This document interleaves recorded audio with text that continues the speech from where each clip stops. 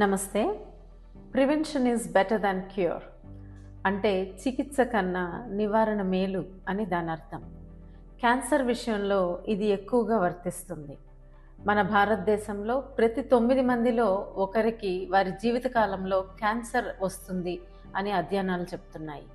ఉదాహరణకి మహిళల్లో ఎక్కువగా వచ్చే బ్రెస్ట్ క్యాన్సర్ని చూస్తే ప్రతి 28లో మహిళల్లో ఒకరికి బ్రెస్ట్ క్యాన్సర్ వస్తుంది.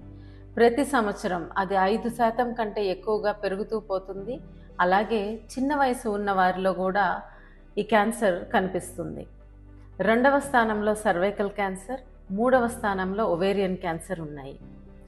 చాలామంది మహిళలు వాళ్ళకి శరీరంలో ఇబ్బందులు ఉన్నా కూడా ఇంటిలో బాధ్యత వల్ల కానీ లేదా మొహమాటం వల్ల కానీ డాక్టర్ దగ్గరికి వెళ్తే ఏం చెప్తారో అన్న భయంతో అశ్రద్ధ చేస్తూ ఉంటారు. చివరికి డాక్టర్ దగ్గరికి వెళ్ళేటప్పటికి క్యాన్సర్ పెరిగి చివరి దశల్లో ఉంటుంది.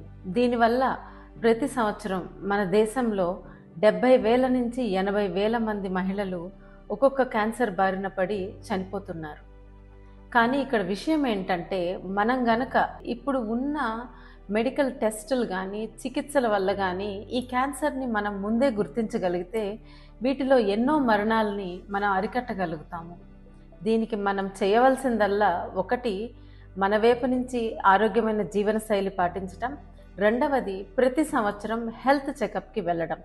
ఈ హెల్త్ చెకప్స్కి వెళ్ళినప్పుడు డాక్టర్ మీ కుటుంబ నేపథ్యంని, మీ వయసుని ఆధారంగా చేసుకొని మీకు సరైన క్యాన్సర్ స్క్రీనింగ్ పరీక్షల్ని సూచిస్తారు. ఉదాహరణకి ఇక్కడ బ్రెస్ట్ క్యాన్సర్ని తీసుకుంటే మహిళలు ప్రతి నెల ఇంట్లో బ్రెస్ట్ ఎగ్జామినేషన్ చేసుకోవడము, అలాగే ప్రతి సంవత్సరము డాక్టర్ దగ్గరికి వెళ్ళినప్పుడు ఎగ్జామినేషన్ చేయించుకుంటే మార్పులు ఏమన్నా ఉంటే గమనించి వెంటనే స్క్రీనింగ్ పరీక్షల్ని సూచిస్తారు. అలాగే 40 ఏళ్ల పైబడిన మహిళలు 1 నుంచి 2 సంవత్సరాల మధ్య మ్యామోగ్రామ్స్ చేయించుకోవడం అనేది తప్పనిసరి. ఇక సర్వైకల్ క్యాన్సర్ దగ్గరికి వస్తే ప్రపంచం మొత్తం మీద వ్యాక్సిన్తో సుమారుగా పరిపూర్ణంగా నివారించగలిగే cancer cervical cancer.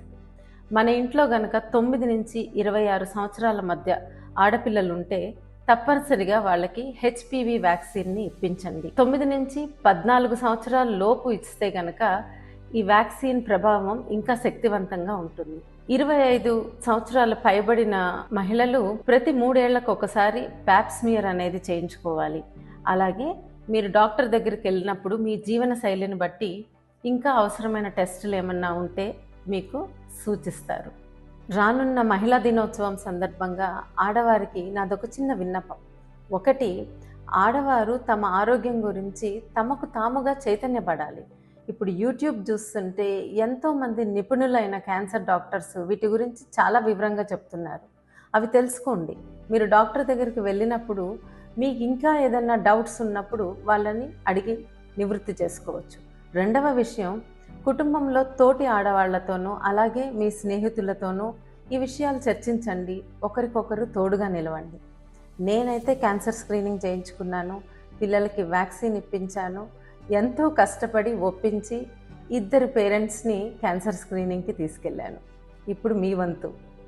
Happy women's day.